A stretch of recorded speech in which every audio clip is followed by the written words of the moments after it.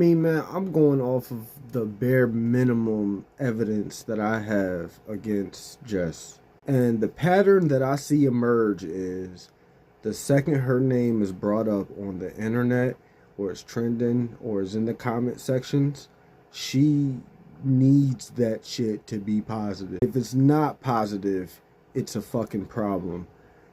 She can't have a fucking semi-negative review on her shit or she loses her fucking mind.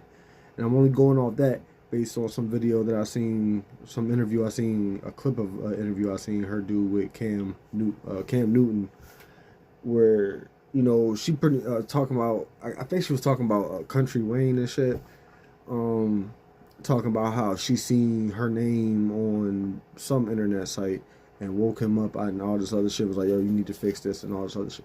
Like, people like that, you cannot have a personal relationship with, because at that point, it's no longer about how it makes her feel, how it makes you feel. It's about how she thinks is going to affect her career. And if it's one thing that the audience does not like, and it's the entire audience, you will lose any fans you have by doing this. It's responding to the negative criticism. There's a thing that actors, singers, any entertainment person, there's a thing that they do in interviews when, you know, the interview, first off, their softball questions, they're sort of filtered through, you know, they get rid of the bad ones. But there are certain questions that they will answer and they won't answer on late night talk shows or Good Morning America or anything like that. If they choose to acknowledge a couple of negative criticisms, they always keep it towards, you know, sort of like a unbiased,